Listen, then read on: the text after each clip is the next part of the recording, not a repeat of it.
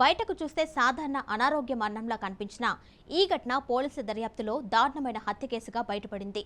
భార్యాభర్తల మధ్య జరిగే చిన్న చిన్న గొడవలు, అనుమానాలు, కుటుంబ కలహాలు చివరకు ఒక ప్రాణాన్ని బలి తీసుకున్నాయి.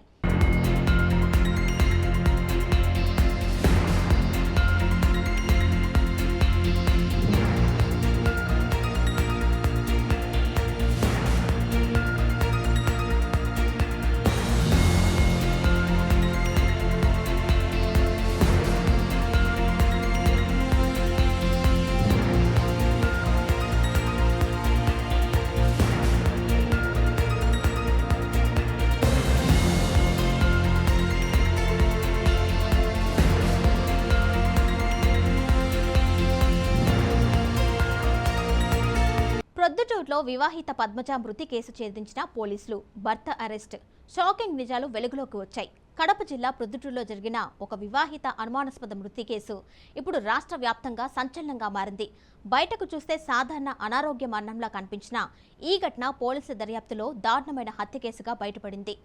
భార్యాభర్తల మధ్య జరిగే చిన్న చిన్న గొడవలు, అనుమానాలు, కుటుంబ కలహాలు చివరకు ఒక ప్రాణాన్ని బలి తీసుకున్నాయి.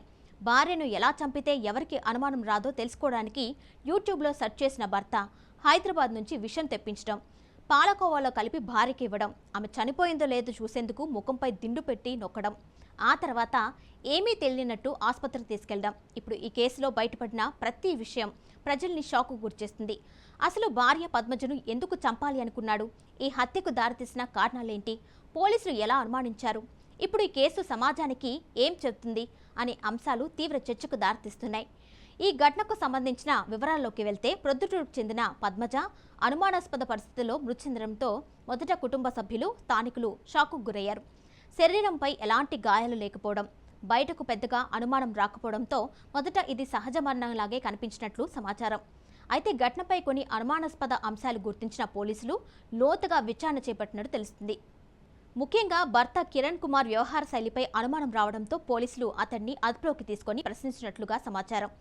మొదటిగా ఏమీ తెలియనట్టు మాట్లాడిన నిందితుడు తర్వాత పోలీసుల విచారణలో ఒక్కొక్కటిగా అసలు నిజాలు బయటపడినట్లుగా తెలుస్తుంది. పోలీసుల కథనం ప్రకారం భార్య పద్మజ లావుగా ఉండటం, తరచూ తనను అనుమానించడం వల్ల కిరణ్ కుమార్ తీవ్ర అసహనానికి గురయ్యాడు అని తెలుస్తుంది. కుటుంబ జీవితంలో తరచూ గొడవలు జరుగుతున్నాయని సమాచారం. ఈ పరిస్థితుల్లో భార్యను హత్య చేయాలని ముందుగానే ప్లాన్ చేసినట్టు పోలీసులు చెబుతున్నారు. అయితే ఇక్కడ అత్యంత షాకింగ్ విషయం ఏంటంటే, హత్య ఎలా చేయాలి, ఎలాంటి ఆధారాలు మిగలకుండా ఎలా చంపాలి అన్న విషయాలను తెలుసుకోవడానికి నిందితుడు యూట్యూబ్లో వీడియోలు చూసినట్టు పోలీసులు వెల్లడించారు. భార్యను సైలెంట్గా ఎలా చంపాలి అనే తరహాలో సెర్చ్ చేసినట్లు విచారణలో బయటపడిందని సమాచారం. అంతేకాదు, హత్య కోసం ప్రత్యేకంగా విషాన్ని కూడా తెప్పించినట్టు తెలుస్తుంది. దాదాపు 80,000 ఖర్చు చేసి హైదరాబాద్ నుంచి కొరియర్ ద్వారా విష పదార్థాన్ని ప్రొద్దుటూరుకు తెప్పించుకున్నట్లుగా పోలీసులు తెలిపారు. ముందుగానే పూర్తిగా ప్రణాళిక రచించిన నిందితుడు సరైన సమయం కోసం వేచి చూసినట్టు తెలుస్తుంది. గత నెల 29న ఇంట్లో పాలకోవాలో విషం కలిపి భార్య పద్మజకు ఇచ్చినట్టు సమాచారం. విషం తిన్న కొద్దిసేపటికే ఆమె అపస్మారక స్థితిలోకి వెళ్లినట్లు పోలీసులు చెబుతున్నారు.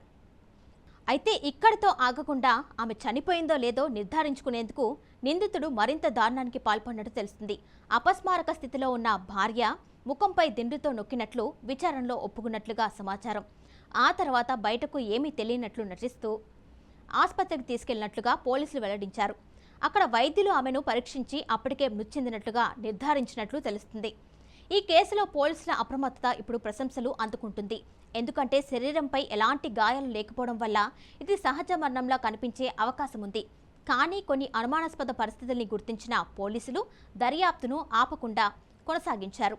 Phone calls, internet search history, విషం కొనుగోలు వివరాలు, కుటుంబ కలహాల సమాచారం అన్నింటినీ సేకరించి విచారణ జరపడంతో అసలు నిజం బయటపడినట్టు తెలుస్తుంది.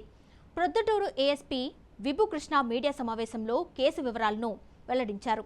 నిందితుడు ముందుగానే హత్యకు ప్రణాళిక రచించాడు అని, యూట్యూబ్ వీడియోలు చూసి ప్లాన్ అమలు చేశాడని తెలిపారు. విషం కొనుగోలు చేసిన ఆధారాలు కూడా లభించాయని చెప్పారు. నిందితుడిని అరెస్ట్ చేసి రిమాండ్కు తరలించినట్లుగా వెల్లడించారు. ఈ కేసులో మరిన్ని ఫోరెన్సిక్ ఆధారాలు కూడా సేకరిస్తున్నట్లుగా సమాచారం. ఇప్పుడు ఈ ఘటన సోషల్ మీడియాలో కూడా తీవ్ర చర్చకు దారితీస్తుంది.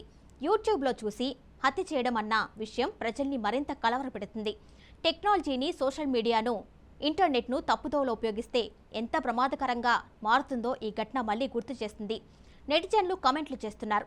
మరికొందరు అయితే కుటుంబాల్లో పెరుగుతున్న అనుమానాలు, మానసిక ఒత్తిళ్లు, కోపం చివరకు ఇలాంటి దారుణాలకు దారితీస్తున్నాయని అభిప్రాయపడుతున్నారు. ఈ ఘటన మరోసారి కుటుంబ బంధాల విలువలపై కూడా ప్రశ్నలు లేవనెత్తుతుంది. భార్యాభర్తల మధ్య వచ్చే చిన్న చిన్న గొడవలు, అనుమానాలు, కోపాలు మాట్లాడుకొని పరిష్కరించుకోవాల్సినవి.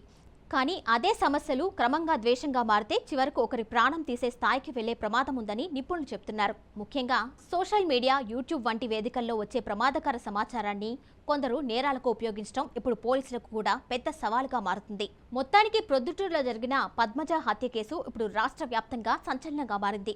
బయటకు సహజ మరణంలా కనిపించిన ఘటన వెనుక ముందుగానే పక్కా ప్లాన్తో జరిగిన హత్య బయటపడటం ప్రజల్ని షాకు గురిచేస్తుంది. యూట్యూబ్ సర్చ్లు, హైదరాబాద్ నుంచి తెప్పించిన విషం, పాలకోవలో కలిపిన విష పదార్థం, దిండుతో నొక్కి హత్య, ఆ తర్వాత ఆసుపత్రికి తీసుకెళ్లి అమాయకుడిలా నటించడం. ఇప్పుడు ఈ కేసులో బయటపడిన ప్రతి విషయం సమాజాన్ని కలవరపెడుతుంది.